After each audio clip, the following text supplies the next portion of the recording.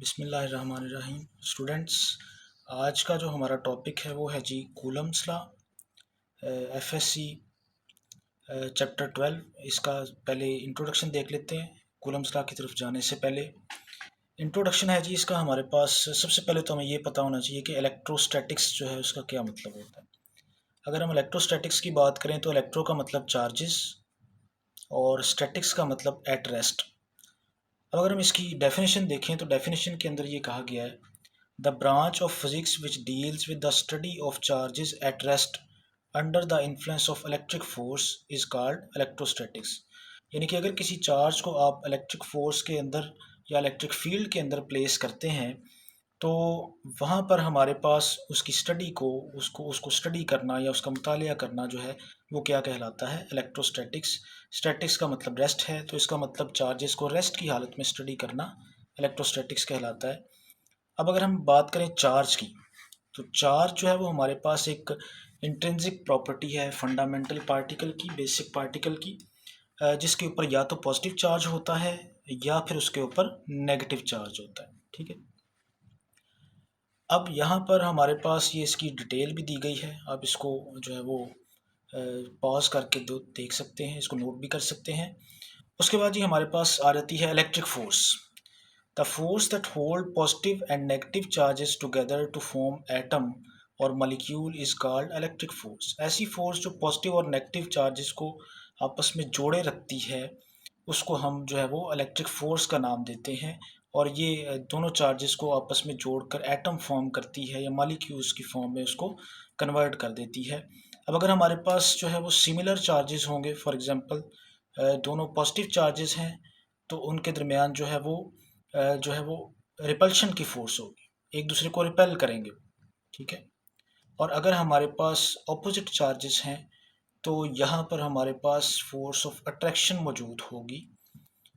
सो अब चलते हैं जी कूलम्स लॉ की तरफ। सबसे पहले इसका इंट्रोडक्शन लें जी। कूलम्स लॉ जो है वो हमारे पास उसकी ज़रूरत इसलिए पेश आई कि जो चार्जेस थे हमारे पास, पॉजिटिव चार्ज, नेगेटिव चार्ज, ठीक है, रेस्ट की हालत में उनके दरमियान फोर्स ऑफ अट्रैक्शन भी मौजूद थी और फोर्स ऑफ रिपल्शन भी मौजूद थी। अब वो फोर्स कितनी थी उसको कैसे फाइंड कर सकते हैं, उसका रिलेशन कैसे फाइंड कर सकते हैं, उसको जो है वो चार्ल्स कूलम ने डिस्क्राइब किया। तो सबसे पहले हम इसकी स्टेटमेंट की तरफ चलते हैं। स्टेटमेंट में क्या कहा जा रहा है, द फोर्स ऑफ अट्रैक्शन और repulsion on another charge, the quantitative nature of these forces was studied by Charles Coulomb, and he used torsional balance couple to perform an experiment to describe the nature of the force। तो ये coulomb जो था उसने ये law पेश किया जिसमें उसने ये बताया कि हमारे पास जो चार्जेस हैं, जो हमारे पास पॉइंट चार्जेस हैं, जैसा कि हमारे पास पॉजिटिव चार्ज हो गया या नेगेटिव चार्ज हो गया, तो उनमें जो है अट्रैक्शन की फोर्स भी होती है और उनमें रिपल्शन की फोर्स भी होती है। और यहाँ पर अगर हम इसकी स्टेटमेंट की तरफ चलें तो स्टेटमेंट की तरफ जाने से पहले हम ये जो है इस बात को जहन में रखेंगे कि कूलम लॉ जो है वो ओनली पॉइंट चार्जेस के ऊपर एप्लीकेबल होता है और जिसकी जो मैग्नीट्यूड है वो 1 होती है। तो सबसे पहले हमारे पास आ जाती है डेफिनेशन। डेफिनेशन के अंदर ये बताया जा रहा है, पहले मैं आपको सिंपल सा उसका कॉन्सेप्ट क्लियर करता हूँ, उसके बाद डेफिनेशन की तरफ चलते हैं। उसमें ये बताया गया है कि हमारे पास जो फोर्स होती है अट्रैक्शन की हो या रिपल्शन की, वो डिपेंड करती है प्रोडक्ट ऑफ चार्जेस के ऊपर। चार्जेस हमारे पास यहाँ पर रिप्रेजेंट किए गए हैं Q1 से और Q2 से। अब इसका मतलब ये है कि अगर हमारे पास चार्ज जो है उसकी क्वांटिटी हैवी होगी तो उसकी उसकी वजह से जो फोर्स प्रोड्यूस होगी वो भी ज़्यादा हो जाए, यानी कि ये दोनों का आपस में डायरेक्ट रिलेशन है। चार्ज ज़्यादा हो गए तो फोर्स भी ज़्यादा हो जाए, और अगर चार्ज जो है उसकी क्वांटिटी लो होगी यानी कि उसकी मिकदार कम होगी तो फोर्स भी कम होती चली जाएगी। अब दूसरी चीज़ की अगर हम बात करें तो वो है डिस्टेंस बिटवीन द चार्जेस। अब डिस्टेंस बिटवीन द चार्जेस जो है वो फोर्स के इन्वर्सली प्रोपोर्शनल है। यहाँ पर आपको नज़र आ रहा है कि यहाँ पर अगर हम देखें तो फोर्स और distance between the charges inversely proportional है, जो ये चीज़ जाहिर कर रहे हैं कि अगर हम distance between two charges increase करेंगे तो फोर्स जो है वो डिक्रीज होती चली जाएगी, और अगर इसको डिक्रीज करेंगे तो फोर्स इंक्रीज होती चली जाएगी। जिसका मतलब ये है कि ये आपस में इन्वर्स रिलेशन रखते हैं। इसको अगर हम जो है वो कॉमन सेंस की बात करें तो उसमें भी हम इसको आसानी से समझ सकते हैं कि दो चार्जेस जो हैं अगर वो करीब करीब होंगे तो अल्टीमेटली उनके दरमियान फोर्स ऑफ अट्रैक्शन या रिपल्शन जो है वो क्या होगी, ज़्यादा हो। जैसे ही वो दूर जाते चले जाएंगे तो फोर्स ऑफ अट्रैक्शन या रिपल्शन जो है वो कम होती चली जाएगी। साथ साथ आप इसको पॉज करके नोट कर सकते हैं ताकि आपको पेपर की तैयारी करने के लिए आसानी रहे। ले जी, आगे हम आ जाते हैं अपनी मैथमेटिकल फॉर्म की तरफ। जैसा कि मैंने आपको प्रीवियस बताया था कि फोर्स ऑफ अट्रैक्शन या रिपल्शन जो है वो प्रोडक्ट ऑफ चार्जेस के डायरेक्टली प्रोपोर्शनल और डिस्टेंस के इन्वर्सली प्रोपोर्शनल, दोनों इक्वेशंस को हमने कंबाइन कर दिया जी, जो पीछे हमने पढ़ी हैं। Directly proportional to Q1 Q2 और नीचे आर स्क्वेयर आ जाएगा हमारे पास। जो डायरेक्टली प्रोपोर्शनल होती है वो हमेशा ऊपर आती है और जो हमारे पास इन्वर्सली प्रोपोर्शनल होती है वो नीचे न्यूमरेटर के अंदर आती है। अब यहाँ पर अगर हमने साइन ऑफ प्रोपोर्शनैलिटी को ख़त्म करना है तो उसकी जगह पे इक्वल, साथ में के कांस्टेंट ज़रूर लगाएंगे। और के जो है वो यहाँ पर कांस्टेंट है जिसको कांस्टेंट ऑफ प्रोपोर्शनैलिटी कहा जाता है और कूलम्स कांस्टेंट भी कहा जाता है और इसको इलेक्ट्रोस्टैटिक कांस्टेंट भी कहा जाता है। अब ये जो कूलम कांस्टेंट या इलेक्ट्रोस्टैटिक कांस्टेंट है ये किन किन चीज़ों के ऊपर डिपेंड करता है, ये हमारी नेक्स्ट जो है वो हेडिंग बन रही है। अब ये दो फैक्टर्स के ऊपर डिपेंड करता है जी। नेचर ऑफ मीडियम के ऊपर, हमारा मीडियम कौन सा है, दोनों चार्जेस Q1 Q2 दरमियान में कौन सा मीडियम है, एयर है या कोई और मीडियम जो है वो मौजूद है, तो ये उसके ऊपर भी डिपेंड करता है। दूसरे नंबर पर हमारे पास ये डिपेंड करता है सिस्टम ऑफ यूनिट्स की तरफ, यानी कि जो पैरामीटर्स हम इसके फार्मूला के अंदर बता रहे हैं उसके जो यूनिट्स हैं वो कौन कौन से हैं, उनके ऊपर भी ये डिपेंड करता है। यहाँ पर देखें जी, ये हमारे पास जो वैल्यू है के की ये होती है 1/4 pi epsilon not. Epsilon not is the constant here, is called the permittivity of free space. ठीक है, अगर हमारे पास फ्री स्पेस है दोनों चार्जेस के दरमियान तो यहाँ पर हम कह सकते हैं कि ये जो कांस्टेंट है उसको एप्सिलॉन नॉट से रिप्रेजेंट किया जाता है। लीजिए, ये हमने कांस्टेंट के की वैल्यू जो है, के का फार्मूला ये 1/4 पाई एप्सिलॉन नॉट। अब इसकी वैल्यू हम कैसे फाइंड कर सकते हैं जी, उसकी वैल्यू फाइंड करने के लिए हमारे पास वैल्यूज़, इसमें जो पैरामीटर्स हैं उसकी वैल्यूज़ पुट करना पड़ेगी। जैसा कि 4 एज इट इज़ आ गया और यहाँ पर पाई की वैल्यू 3.14 एंड एप्सिलॉन नॉट की वैल्यू ये वाली हम यूटिलाइज़ करेंगे यहाँ पे। इसको जैसे ही हम डिवाइड करेंगे तो हमारे पास रिजल्ट आएगा 9 × 10⁻⁹ न्यूटन मीटर स्क्वायर पर coulomb square, that is the value of के। सो अब ये वैल्यू थी जब हमारे पास फ्री स्पेस थी, यानी कि हमारे पास कोई डाइलेक्ट्रिक मीडियम इसमें प्लेस नहीं किया गया था। ले जी, आगे हम इसको मज़ीद थोड़ा सा ड्राइव करते हैं, थोड़ी सी इसकी मैथमेटिकल फॉर्म को जो है वो एक्सप्लेन करते हैं। अब यहाँ पर हमने क्या करना है कि लास्ट टाइम मैंने बताया था कि के Q1 Q2 over R square, के की वैल्यू जो हमने वो फार्मूला लगाया था उस वाली वैल्यू पुट कर लेते हैं यहाँ पे 1/4 pi epsilon naught Q1 Q2 over R square. अब यहाँ पे एक स्केच पिक्चर बनाकर आपको दिखाया गया कि किस तरह हमारे पास ऑपोजिट चार्जेस जो हैं वो एक दूसरे को अट्रैक्ट करते हैं और सिमिलर चार्जेस एक दूसरे को रिपेल करते हैं। ये आप दरमियान में बना सकते हैं ताकि आपका एक अच्छा इंप्रेशन बिल्डअप हो जाए। नेक्स्ट ही हमारे पास जो हेडिंग बन रही है that is the vector form of Coulomb's law. Coulomb's law की वेक्टर फॉर्म क्या है, वेक्टोरियल फॉर्म में इसको कैसे हम रिप्रेजेंट कर सकते हैं। तो उसके लिए हमारे पास ये देखें जी, सबसे पहले ये अगर आप डायग्राम को समझ लें तो ये आपके लिए मज़ीद ईजी हो जाएगा।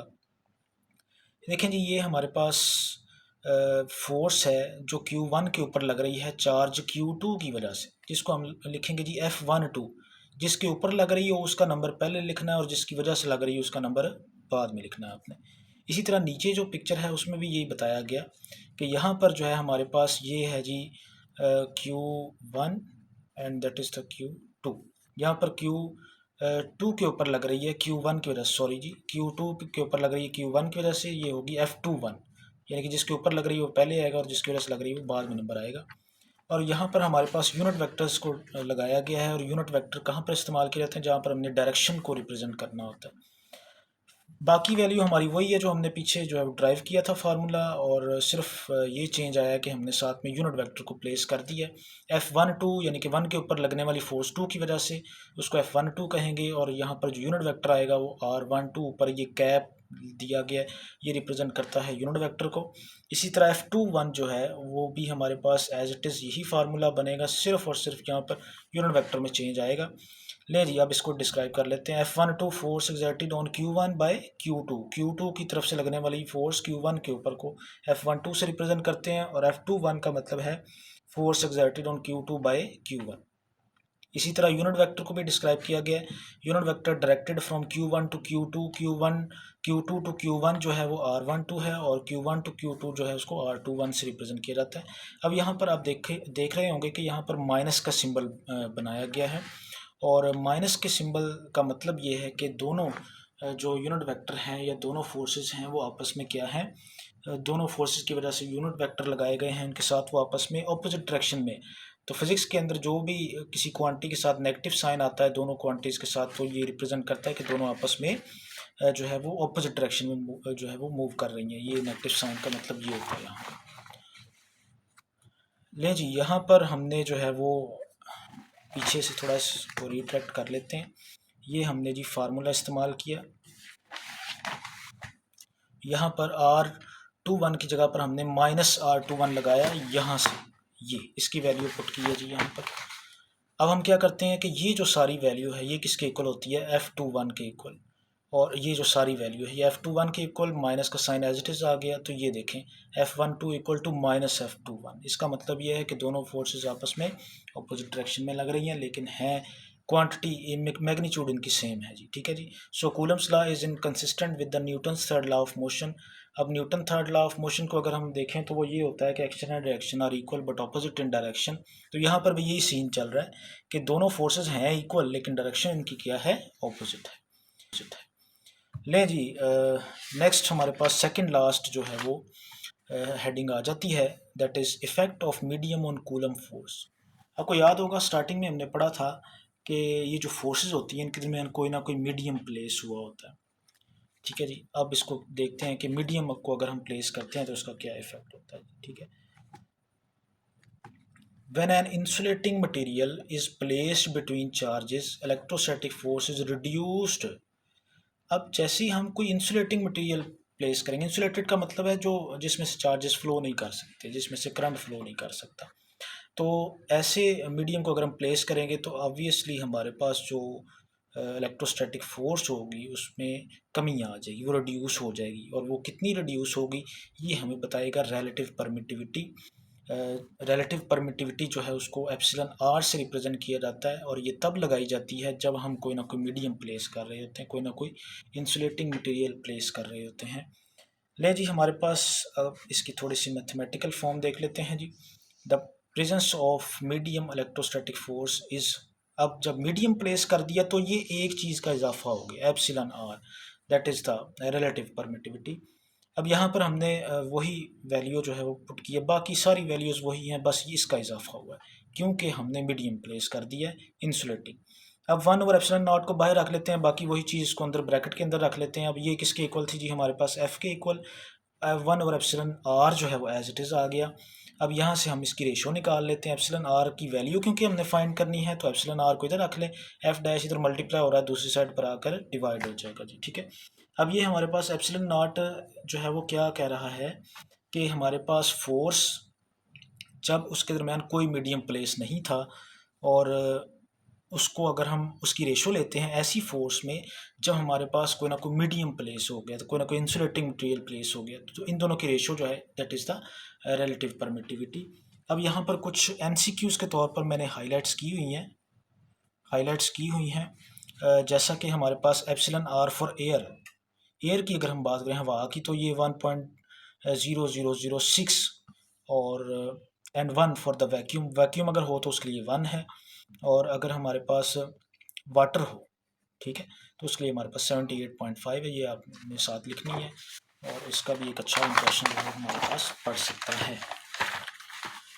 आगे रिलेटिव परमिटिविटी को जो है वो इसकी डेफिनेशन बताई गई है, ठीक है।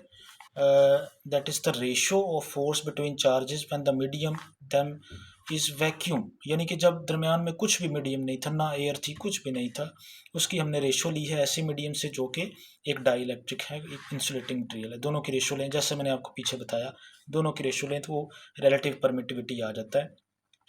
अब अगर हम इसके यूनिट की बात करें तो यूनिट आपको पता है कि हम फार्मूले की मदद से निकाल लेते हैं। अब अगर हम इसका फार्मूला देखें तो वो रेशो है, ऊपर भी फोर्स है, न्यूमरेटर में भी, नीचे भी फोर्स है। तो यहाँ पर हमारे पास दोनों को जब हम डिवाइड करेंगे तो ऑब्वियसली दोनों कैंसिल आउट हो जाएंगे। तो हमारे पास देयर इज़ नो यूनिट, कोई यूनिट नहीं आएगा। It has no unit because it is simply a ratio between two alike quantities, क्योंकि ये रेशो है सेम क्वांटिटीज़ की, दोनों ऊपर भी फोर्स है नीचे भी फोर्स है, लिहाजा हम ये कह सकते हैं कि यहाँ पर देयर इज़ नो यूनिट, दोनों का कोई यूनिट नहीं है इसका रिलेटिव परमिटिविटी का। लें जी, ये हमारे पास, मैं आपको ज़रा दोबारा दिखा रहा हूँ ताकि आप जो है वो इसका स्क्रीनशॉट ले लें और बोर्ड के एग्ज़ाम के अंदर आप जो है इसको प्रॉपर तरीके से अच्छी प्रेजेंटेशन के साथ डिस्क्राइब कर सकें। सबसे पहले आप इलेक्ट्रोस्टैटिक्स की हेडिंग दें, उसको डिस्क्राइब करें। उसके बाद आ जाएगा हमारे पास ये चार्ज, उसको डिस्क्राइब करें। उसके बाद आ जाएगी जी इलेक्ट्रिक फोर्स, इसको, एंड देन हमारे पास आ जाएगा कूलम लॉ, उसका इंट्रोडक्शन। इंट्रोडक्शन में आपने ये लिखना है, ये जो मैं आपको दिखा रहा हूँ। उसके बाद आपके पास डेफिनेशन आ जाएगी, ये एज इट इज़ बुक वाली भी आप लिख सकते हैं। उसके बाद मैथमेटिकल फॉर्म जी शुरू हो जाएगी, और ये इसकी मैथमेटिकल फॉर्म होगी। उसके बाद आ जाएगी डिपेंडेंस ऑफ वैल्यू ऑफ के, ये किन किन फैक्टर्स के ऊपर डिपेंड करता है, फैक्टर्स। और उसके बाद हमारे पास नेक्स्ट आ जाता है जी वेक्टोरियल फॉर्म, या वेक्टर फॉर्म भी आप इसको कह सकते हैं, ये ठीक है। ये हमारी वेक्टोरियल फॉर्म आ गई। उसके बाद and then effect of medium on Coulomb's force और रिलेटिव परमिटिविटी आ गया जी हमारे पास। उसके बाद ठीक है जी, लास्ट यूनिट आ गया।